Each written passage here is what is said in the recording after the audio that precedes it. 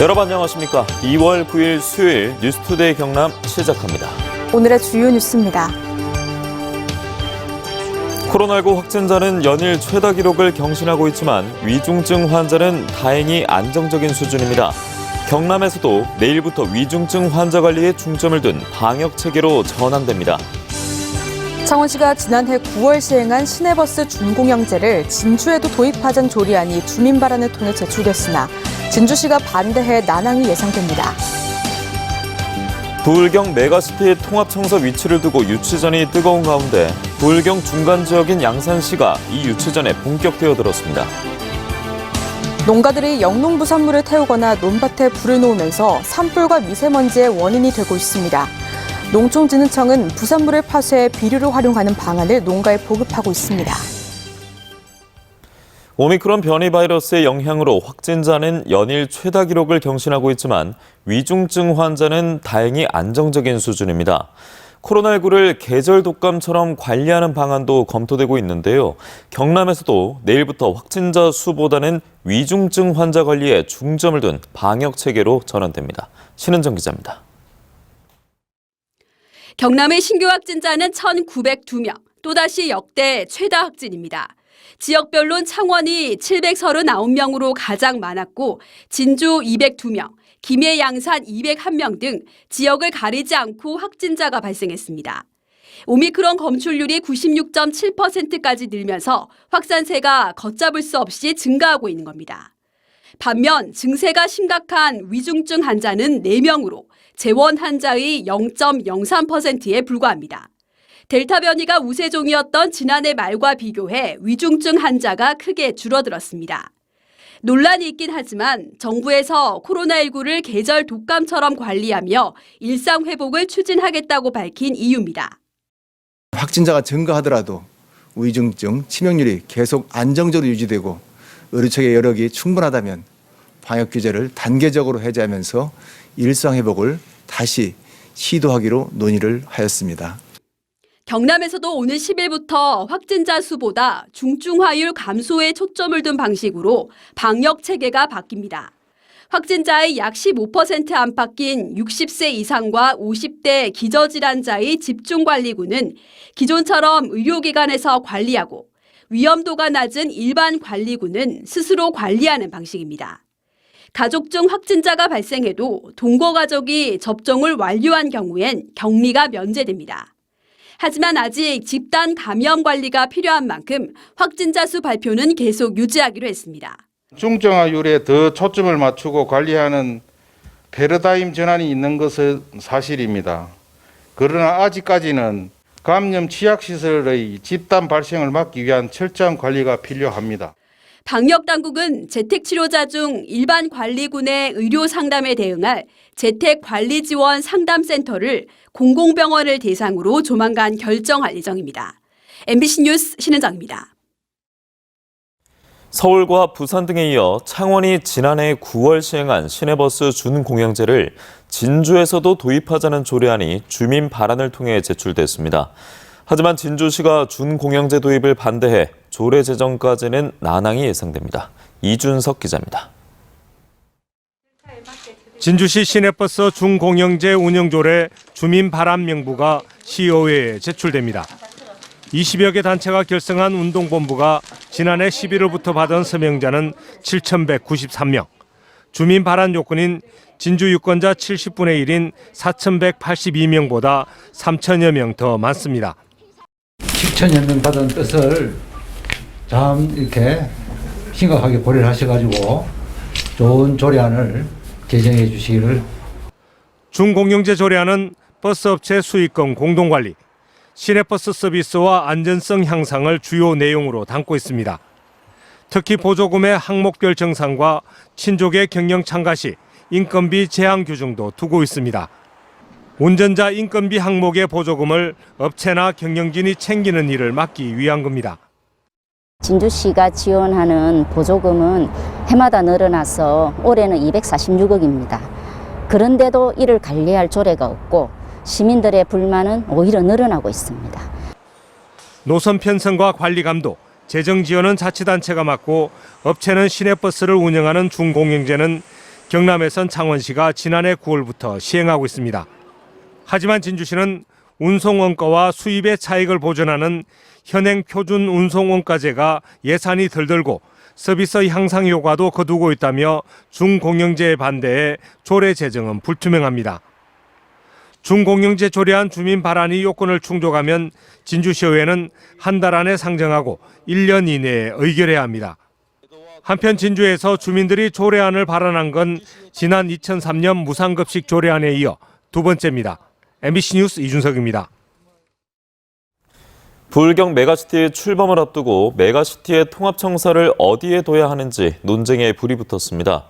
부산, 울산, 경남의 유치전이 뜨거운 가운데 부울경의 중간 지역인 양산시가 통합청사 유치전에 본격적으로 뛰어들었습니다. 보도에 정세민 기자입니다. 김일권 양산시장이 기자회견을 열고 부울경 메가시티 신청사 유치전에 가세했습니다. 그동안 다른 시도들의 입장을 고려해 신중한 입장을 보여왔지만 최근 김해와 창원 등 인근 시도들이 유치전에 뛰어들자 적극적인 태도로 입장을 바꾼 겁니다. 부울경 메가시티의 청사는 지리적 중심성, 접근성, 지역 균형 발전이라는 세 가지 원칙을 충족해야 한다며 양산시가 최적지라고 주장합니다. 우리 시는 부산, 울산과 연접하여 3개 시가 공동생활권이라고 할 수 있을 정도로 단시간 내에 이동이 가능하며 경남, 부산, 울산의 중심부에 위치하여 지리적 여건이 우수합니다. 부산과 양산, 울산을 잇는 광역철도와 김해, 양산, 울산, 동남권 순환철도 등 사통팔달의 교통망을 장점으로 내세웠습니다. 지난 2012년 동남권 광역교통본부를 양산시에 두고 운영했던 경험을 강조하며 메가시티 통합청사는 부울경의 완충지대인 양산시에 둬야 한다고 주장합니다. 예야를 떠나서 양산시의 입장에 적극적으로 저희들 동참할 것이고 여기에 나아가서 시민들하고도 힘을 합쳐서 유치전에 꼭 뛰어들어야 된다고 생각하고 있습니다. 양산시는 임시청사 부지로 증산역 일대 상가 건물을, 본청사 부지로는 양산 부산대 부지 등을 염두에 두고 타당성 검토에 착수한 상태입니다. 국내에서 최초로 시도되는 특별지방자치단체 부울경 메가시티는 이처럼 각 시도 간의 과도한 경쟁으로 그 결정이 3월과 6월 두 차례의 선거 이후로 연기되는 것 아닌가 하는 우려가 나오고 있습니다. MBC 뉴스 정세민입니다.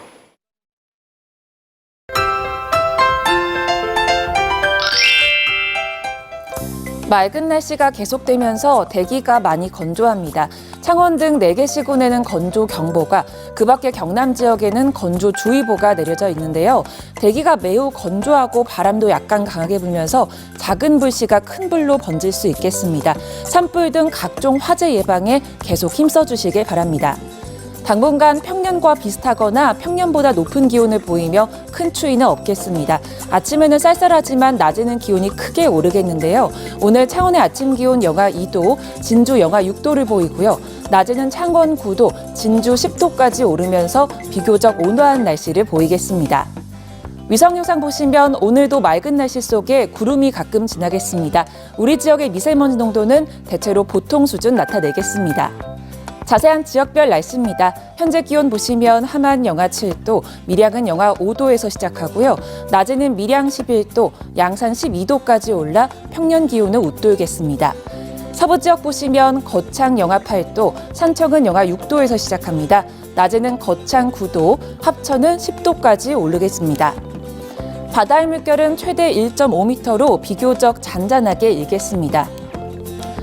토요일까지 낮 기온이 크게 오르면서 비교적 포근한 날씨를 보이겠고요. 일요일에는 비가 오면서 낮 기온이 조금 떨어질 것으로 예상됩니다. 날씨 정보였습니다. 일부 농가들이 아직도 고추대 같은 영농부산물을 태우거나 논두렁과 밭두렁에 불을 놔 산불과 미세먼지의 원인이 되고 있습니다. 농촌진흥청은 부산물을 파쇄해 비료로 활용하는 방안을 농가에 알리고 보급에 나서고 있습니다. 정성호 기자가 보도합니다. 과수원 전정 작업에서 나온 나뭇가지를 파쇄기에 집어넣습니다. 순식간에 가루가 돼 뿜어져 나옵니다. 파쇄기 한 대면 하루에 포도밭 8천여 제곱미터를 처리할 수 있습니다. 노동력이 절감되고 장기적으로는 폐비가 될 수 있고 소각함으로 생길 수 있는 여러 가지 위험 제거 그런 게 도움이 될 것 같습니다. 깨를 털고 난 줄기나 고추대도 손쉽게 가루로 만들어 밭에 뿌리면 퇴비로 활용할 수 있습니다. 2019년을 기준으로 생물성 연소로 인한 초미세먼지는 11,482톤으로 이 가운데 농업 잔재물 소각이 62%를 차지했습니다. 특히 최근 10년 동안 논 밭두렁을 태우다 일어난 산불이 전체의 15%를 차지하는 것으로 나타났습니다. 또 농사에 도움이 되는 익충의 월동 밀도는 80에서 97%인데 반해 해충류는 5에서 7%에 불과해 논 밭두렁 소각은 여러모로 득보다 실이 더 크다는 겁니다. 동력 파쇄기 임대 지원 사업을 추진을 하고 있습니다. 논 밭두렁 태우기 금지 참여 협조 요청을 하고 있습니다.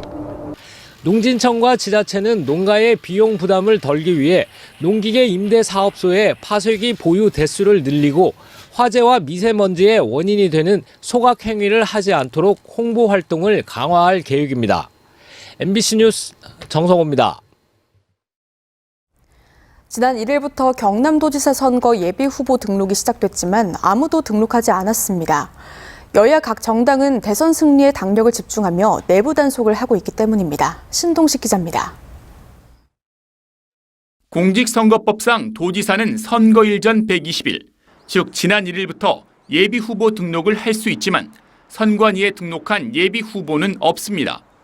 주요 정당이 대선일까지 지방선거 출마자들의 개인 선거 운동을 금지하고 공천에 페널티를 부과하는 데다 지역별 대선 득표율을 공천에 반영할 예정이어서 대선이 치러질 때까지 예비 후보 등록은 쉽지 않을 전망입니다.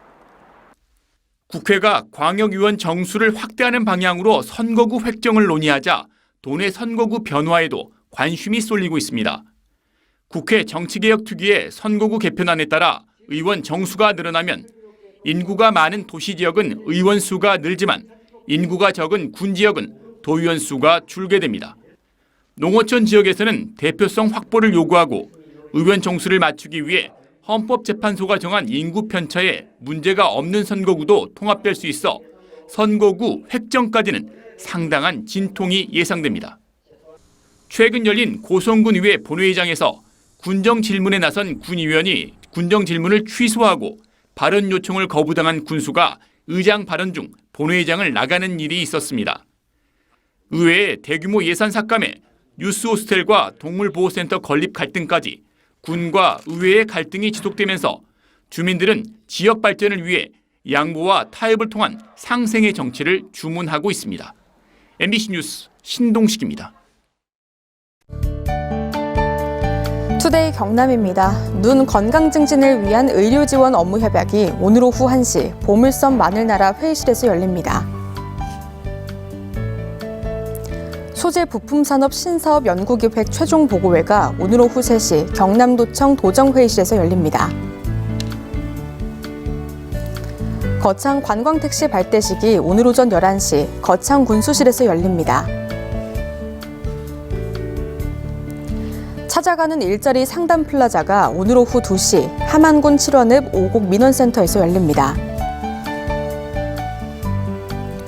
화왕산 모노레일 설치 사업 용역 중간 보고회가 오늘 오후 2시 30분 창녕군청 군정회의실에서 열립니다.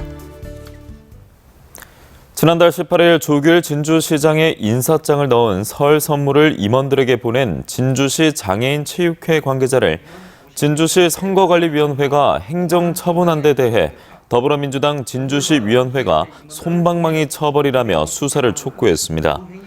민주당 진주시 위원회는 임원 50여 명에게 전달했다는 간장게장과 블루투스 이어폰 등은 개당 5만 원 상당이며 선물 총액 250만 원은 선거법 위반으로 당선 무효형까지 받을 수 있는 금액이라며 조 시장의 사퇴를 요구했습니다.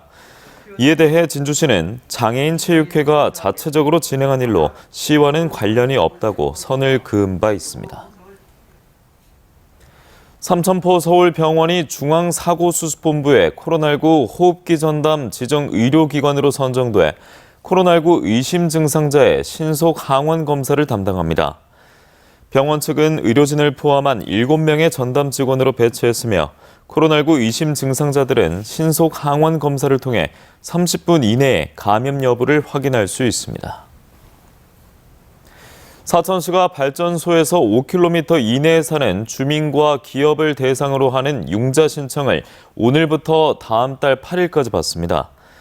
최대 지원 규모는 가구의 경우 3천만 원, 기업은 6천만 원이며 1.5%의 이자율에 2년 거치, 3년 상환 조건으로 빌려줍니다. 양산시의 한 어린이집에서 발생한 교사의 상습 학대와 관련해 양산시의 소극적 대응이 도마에 올랐습니다. 피해 부모들에 따르면 양산시는 법 개정 사실도 알지 못한 채 개인정보보호법 등의 이유로 CCTV를 열람할 수 없다고 안내했고 어린이집도 CCTV를 공개하지 않았습니다.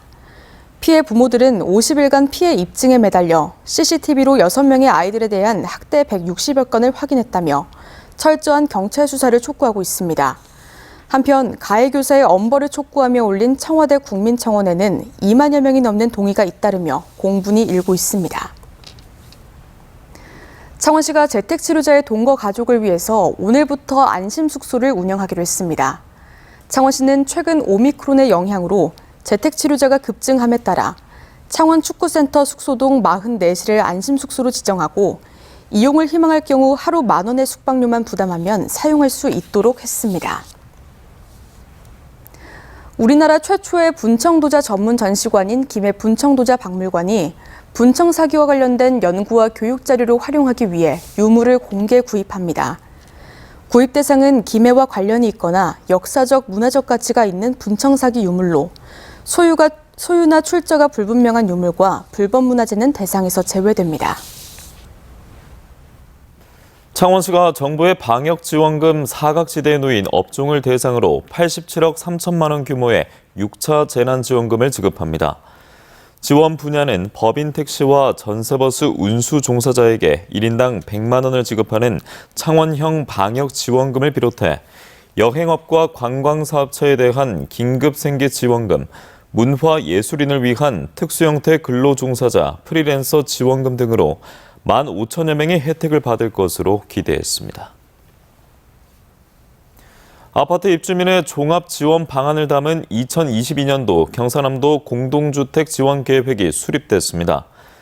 경상남도는 올해 공동주택 자율관리 역량을 높이기 위해 관리비와 문서 등을 통합해 볼 수 있는 통합 플랫폼을 구축하고 기술 자문단 운영과 노후 소규모 공동주택 관리 지원 사업 등 8개 사업을 추진할 계획입니다.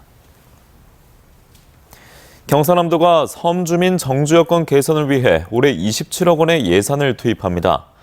도는 그동안 42개 섬, 주민 7천여 명의 여객선 운임비를 지원한 데 이어 올해 10억 원의 예산으로 모든 섬의 미취학 아동 여객선 운임비를 지원하며 영세도선 손실 보조금도 지난해보다 14% 증가한 16억 원을 확보하는 등 정주 여건 개선에 힘쓸 계획입니다. 전교조 경남지부는 기자회견을 열고 경남교육청은 인사, 시설관리, 수당 및 회계 업무를 교사가 담당하지 않는다는 단체 협약을 지켜야 한다고 주장했습니다. 이들은 또 각종 시설과 기자재 관리 업무를 지원청으로 이관하라고 덧붙였습니다. 이에 맞서 경남교육청 공무원노조는 교육계의 팽배한 업무 안 하기와 편가르기에 분노를 감출 수 없다며 교원의 직간접적 업무를 행정실로 이관하는 것을 반대하고 학교장을 소방안전관리자로 선임해야 한다고 주장했습니다.